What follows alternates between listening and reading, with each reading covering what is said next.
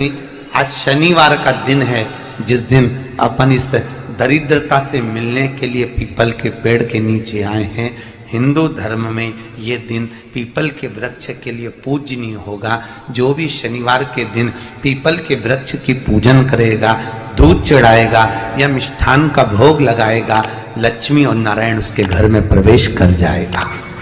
लक्ष्मी और नारायण उसके घर में प्रवेश करेगा। पुराण की कथा कह रही है कि दुनिया के सारे तीर्थ नहीं जा सकते, पृथ्वी की सारी नदियों में स्नान नहीं कर सकते, पवित्र नदियों में आप स्नान नहीं कर सकते, या किसी भी तीर्थ में जाकर एक रात्रि भी विश्राम नहीं कर सकते, या हमने जिंदगी में कोई दान करा ना करा, कोई पुण्य करा ना करा, कोई सत्कर्म करा ना करा, कोई शास्त्र पढ़ा ना पढ़ा, कोई शास्त्र सुना ना सुना, उसके बाद भी शिव महापुराण की कथा कहती है कि एक दिन में अगर मात्र एक बार भी आप शंकर के शिवालय में प्रवेश कर गए या मंदिर में प्रवेश कर गए तो सारे तीर्थ, सारी नदियां, सारे सरोवर, सारी बावड़ी, सारे तालाब, सारे कुंड के स्नान का पुण्य, दान का पुण्य प्राप्त, केवल शिव तत्व को प्राप्त कर लेने। शिव महापुराण की कथा कह रही है कि घर में जो दिया होता है वो दीपक भी कोई साधारण नहीं होता,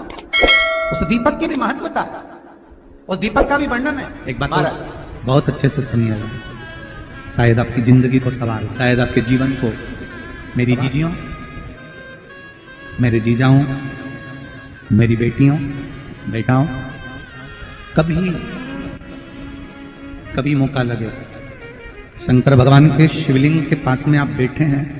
यहां तक शास्त्र कहता है कि घर में अगर किसी को बहुत तेज बुखार आ गया है, बहुत तेज बुखार, और बच्चा उस बुखार में तप रहा है, बहुत तप रहा है, मारा, तुम जिस दिए में भगवान की आरती उतारते हो, जिस दिए से तुम भगवान की पूजन करते हो,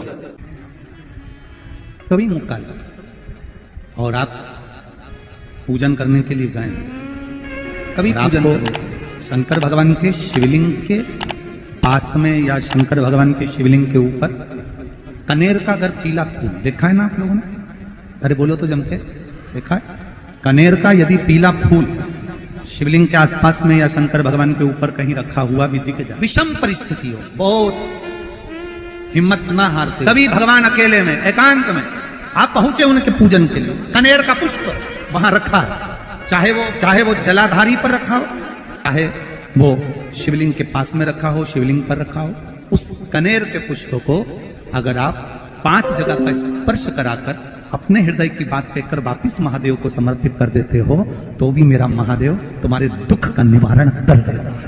अब वो 5 स्थान, पहला गणेश जी का जो स्थान होता है वह जगह, दूसरा षडानंद कार्तिक, तीसरा अशोक सुंदरी वाला स्थान, चौथा जलाधारी जो ऊपर से बूंद बूंद जल नीचे गिरा रही है, जया, विषहरा, शामली बारी, दौतली, देव, शंकर जी की 5 बेटियों का, और 5वें नंबर का है शंकर भगवान के, जो कैसे वर्णन किया जाए, त्रिशूल के 3 भाग होते हैं। करें दर्शन आप लोगों ने, जैसे सामने त्रिशूल लगा है, इस त्रिशूल के ऊपर देखेंगे तो 3 भाग दिख रहे हैं, नजर आ रहे हैं सबको? त्रिशूल का जो 3 भाग होता है, उस 3 भाग का जहां ज्वाइंट होता है, जहां मिलता है, एक जगह पर देखो तीनों भाग एक जगह पर मिले हुए, 3 भाग का जहां मिलन होता है, पंचम स्थान, ये 5वां स्थान, यहां पर स्पर्श कराकर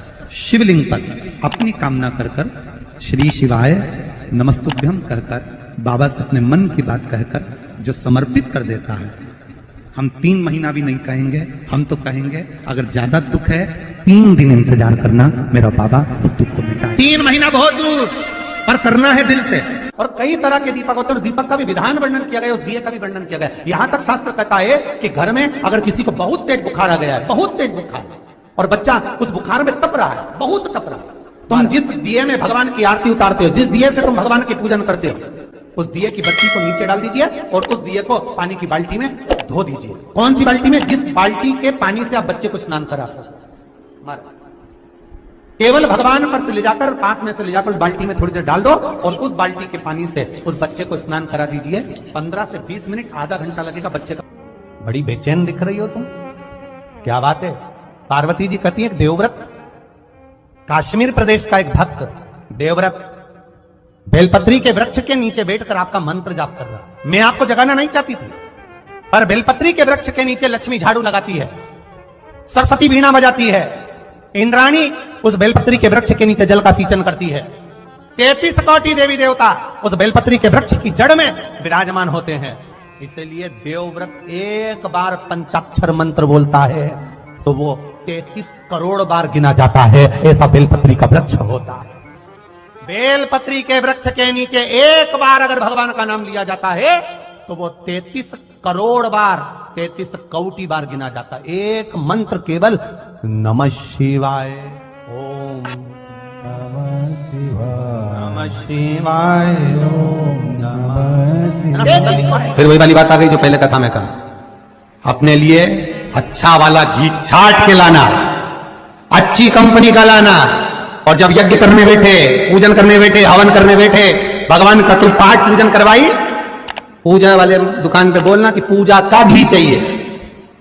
तो वो पूजा का सामान बेचने वाला भी तत्चतुर था, उसने पूजा का ही घी दिया। तो इन्होंने पूछा भैया ये घी कितने का? तो क्या 80 रुपए का? तो 80 रुपए का आधा किलो?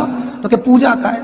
भारत की भूमि पर इस मृत्यु लोक में पूरे विश्व में ऐसे कई घर हैं जिनके घर में गुजारा करने के भी आफत है।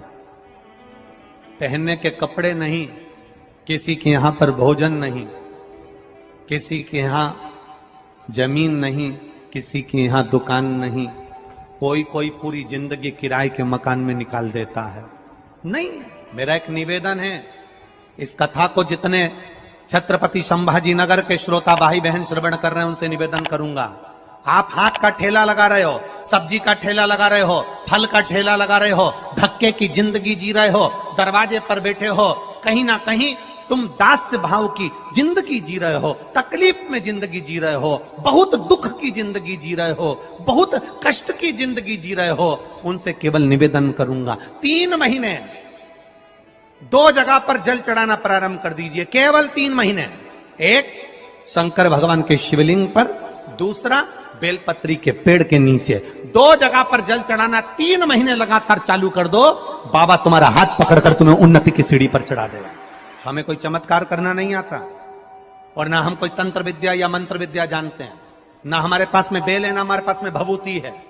हमारे पास में तो केवल शिव का नाम है। आप श्री शिवाय नमस्तुभ्यम बोलो, ओम नमः शिवाय बोलो, नमः शिवाय बोलो, चाहे महामृत्युंजय मंत्र बोलो, उसका स्मरण करते करते भगवान शंकर के शिवलिंग पर जल, और उसी पात्र में जो जल तुमने शंकर जी को चढ़ाया उसमें से बचा हुआ थोड़ा सा जल बेलपत्री के पेड़ के नीचे चढ़ाना प्रारंभ कर दो। अलग से बेलपत्री के पेड़ के नीचे चढ़ाने के लिए अलग से लोटा भर के जल जरूरत नहीं पड़ेगी। जो तुमने शिव जी को जल चढ़ाया, जो तुमने देवादिदेव महादेव को जल चढ़ाया, बस उसी पात्र का जल शंकर जी को चढ़ाओ, उसमें से बचा हुआ थोड़ा सा जल बेलपत्री के वृक्ष के नीचे चढ़ाना प्रारंभ करना। कौन सा बेलपत्री का वृक्ष? जिसकी छाया आपके ऊपर आ रही हो। शिव महापुराण बड़ी सुंदर बात कहता है, ध्यान दीजिएगा। जिस बेलपत्री का पौधा तुम्हारे सिर का, और ये दोनों हाथ ऊपर कर लो, अपन खड़े हुए और खड़े होकर दोनों हाथ ऊपर करें, इतना बड़ा बेलपत्री का पौधा है, उस बेलपत्री के पौधे की पत्ती को कभी तोड़कर शंकर जी को नहीं चढ़ाना चाहिए। ध्यान रखना, कितना बड़ा पौधा। आप खड़े हो जाओ और खड़े होने के बाद आपका हाथ ऊंचा कर लेना, इतना बड़ा पौधा है, उस पौधे की पत्ती बेलपत्री को तोड़कर शंकर भगवान को कभी नहीं चढ़ाना। शंकर भगवान को उस बेलपत्री को, उस वृक्ष की पत्ती को तोड़ना चाहिए जो वृक्ष तुम्हारे हाथ से थोड़ा सा ऊंचा हो, जिसके लिए तुम्हें हाथ और ऊंचा करना पड़ रहा हो। जैसे एक बच्चा अपनी मां की गोद में बैठने के लिए दोनों हाथों से उचकता है, आवाज लगाता है, उचकता है, आवाज लगाता है, हाथ ऊपर करता है, तो मां उस बच्चे को गोदी में ले लेती है। उसी तरह उस बेलपत्री के वृक्ष की पत्ती तोड़ना चाहिए जिसने थोड़ी उन्नति कर ली हो, जो थोड़ा ऊंचा हो गया हो। तुम उसको पाने का प्रयास करो तो भगवान भी तुम्हें अपनी गोदी में ले ले। ऐसे वृक्ष की तुम छोटा सा पौधा, बिल्कुल जरा सा पौधा, उसी की पत्ती तोड़कर महादेव को चढ़ाओ। यदि बेलपत्री का पेड़ आपके यहाँ है और मान लो कई लोग बेलपत्री गमले में लगाते हैं या छत के ऊपर लगा देते हैं, बेलपत्री का वृक्ष जो होना चाहिए वो घर के ठीक पीछे पीछे, या बेलपत्री का वृक्ष अगर पीछे नहीं है तो आप अपने घर से जब बाहर निकलते हैं तो राइट हैंड की ओर बेलपत्री का वृक्ष होना। आप जब घर से प्रवेश कर रहे हैं बाहर की ओर निकल, वो सुख का अनुभव करें। यदि घर से निकलते समय बेलपत्री का पेड़ लेफ्ट में अगर आता है, आप जिस घर से निकल रहे हो लेफ्ट में अगर बेलपत्री का पेड़ आता है तो आप 1 रुपए कमाएंगे, 1.25 रुपए खर्च होगा, पैसा हाथ में टिकेगा नहीं। घर में 10 लोग भी कमा रहे हैं तो पैसा घर में दिखेगा नहीं, आएगा जरूर, सारे काम होंगे पर टिकेगा नहीं। यदि लेफ्ट राइट भाग का बेलपत्री का वृक्ष घर में लगाओ तो घर के पीछे के हिस्से में लगाओ, और ऐसी जगह नहीं लगाना कि जहां पर बेलपत्र में गंदा पानी जाए या कोई गंदी वस्तु। 33 करोड़ देवी देवता बेलपत्री के पेड़ के नीचे सोमवार के दिन, कोई रविवार के दिन, कोई मंगलवार, कोई बुधवार, कोई गुरुवार, कोई शुक्रवार, कोई शनिवार के दिन बेलपत्री के नीचे आकर 33 करोड़ देवी देवता हो तप करते हैं, साधना करते हैं। एक बेल चौकी ऐसी होती है, शंकर पर अगर चढ़ी हुई है तो वापिस उतार कर धोकर फिर शिव को चढ़ा सकते।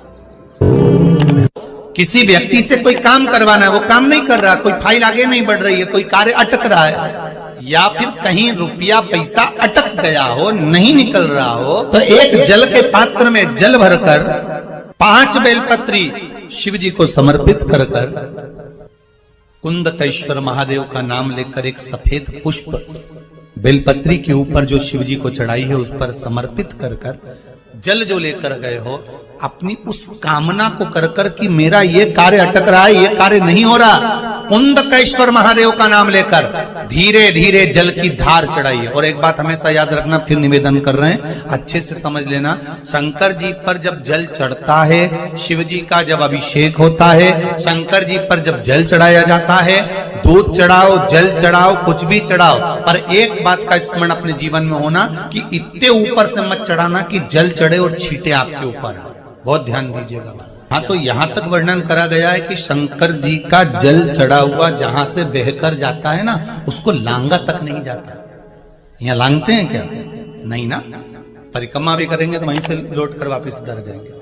शिव जी का जहां से जल बहकर जा रहा हो, चढ़ा हुआ जल जहां से बहकर जा रहा हो, उसको लांगा तक नहीं जाता। और कई लोग बड़े बड़े आनंद में शंकर जी पे इतनी ऊपर से जल चढ़ाएंगे तो वो छींटे पूरे अपने ऊपर आना चाहिए, शरीर पर आना चाहिए। नहीं नहीं, उसका दोष है हमारा, उसका दोष। आप भगवान को अगर जल चढ़ाओ, दूध चढ़ाओ, तो मान लो अगर जैसे एक सरल भाषा में समझ लो और अच्छे से, कि जैसे ये शिवलिंग है,